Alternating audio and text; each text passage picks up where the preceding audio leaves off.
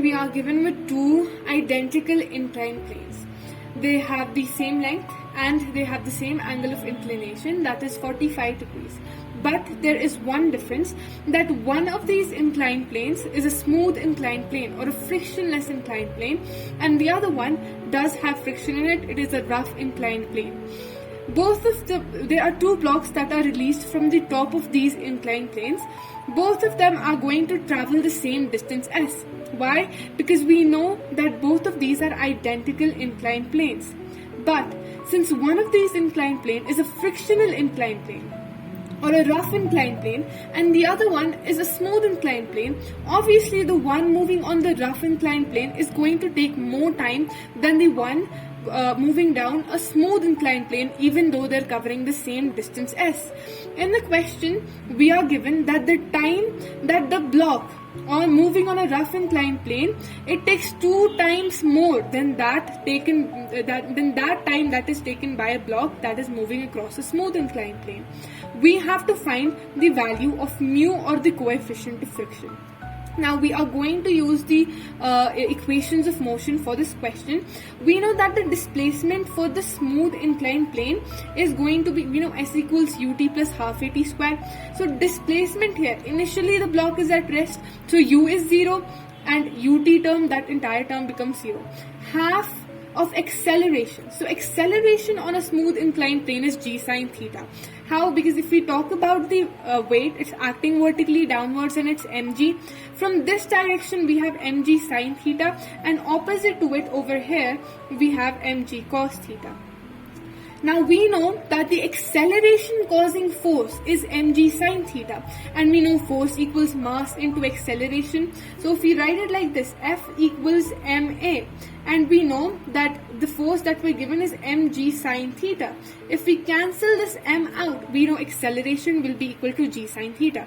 So acceleration in the smooth inclined plane is g sine theta, and the time taken by the block to cover the s distance, this s displacement from the top of the inclined plane to the bottom, is t. So half a t square. We keep this as equation first. In the second part, we consider the rough inclined plane. In the rough inclined plane, we have again the velocity of the block at the top of the inclined plane is 0 because it's generally at rest. So the entire ut term becomes 0. Then the displacement is going to be equal to half acceleration into t square. Now when we talk about acceleration, for the rough inclined plane, acceleration is different. It's sine theta minus mu cos theta. Why? Because we are considering frictional force that is opposing the acceleration causing force. So 1 by 2 acceleration into 2t square. Why 2t? Because the time that is taken by this block moving across a rough inclined plane is more than the time that is taken by the block moving on a smooth inclined plane. Now, we know that I already said that these two inclined planes are identical inclined planes. That means the displacement that is covered by the block here is going to be equal to the displacement that is covered by the block here, because both of them have the same length. So S over here and the S over here are going to be equal. Since their RHS are equal, their LHS is also going to be equal.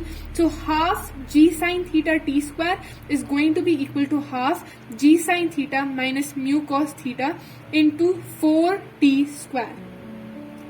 Now we cancel out half from both of these cases. We cancel out g from both of these cases, and we cancel out t square from both of these cases.